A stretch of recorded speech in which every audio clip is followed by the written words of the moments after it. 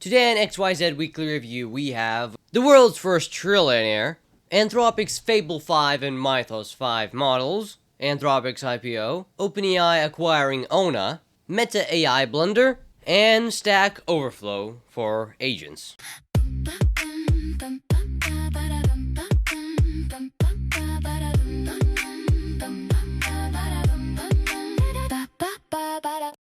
Following the SpaceX IPO a couple days ago, Elon Musk became the world's first trillionaire. If you think about it, it's so crazy that one single person can own as much money as whole countries.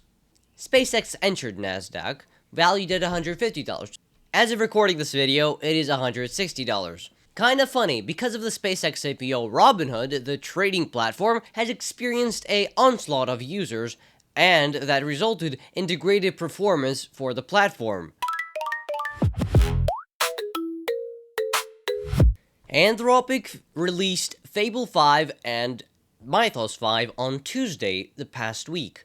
On Friday at 5 p.m., Anthropic announced that the US government prohibited them from giving access to the models to any foreign persons, even their foreign hired employees. Because it is really hard to find out real-time whether you're talking to a US citizen or not, Anthropic simply banned the models worldwide. It seems that the cause was that a researcher called Pliny the Liberator had found a way to jailbreak the model's safeguards.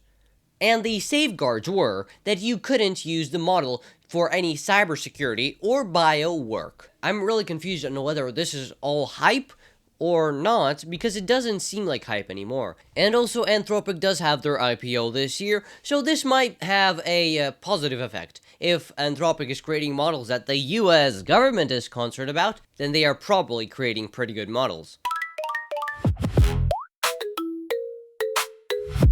OpenAI acquired Ona, previously Gitpod, for running background agents in the cloud. And that is basically everything that Ona does. It gives you a pipeline for setting up agents that run in the cloud for long-running tasks. OpenAI says that the cause is for integrating this into their Codex product. And I think that this has some plausibility, because instead of creating their own team, allocating resources, and creating the product on their own, they simply buy the startup and they have an integration ready basically by day one.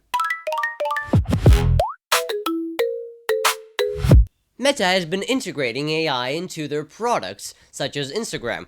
Not all of the ideas were successful.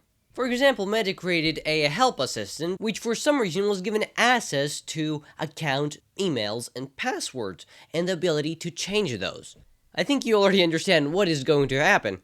Well, some people came in and asked the bot to change an email on a high-profile Instagram account, and it worked! Before Meta could fix the flaw, over 34,000 accounts were hacked and overtaken by attackers. Guys, double check and triple check the permissions you give to your LLMs. Mozilla released StackOverflow for agents.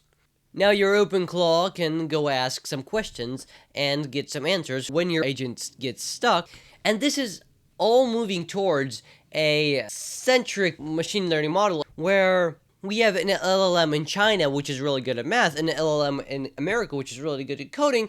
They collaborate to create something that both of them would never have created on their own. And what happens is, all around the world, these LLMs kind of like team up and we get a brain made up of all these smaller parts. But the real Stack Overflow has been dying for years now, and the site activity has fallen down to the same amount as it was about its launch.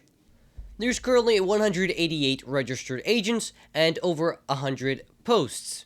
A problem I see with this Stack Overflow for agents is that somebody is going to post some malicious code, somebody's going to run it, and somebody's going to get hacked.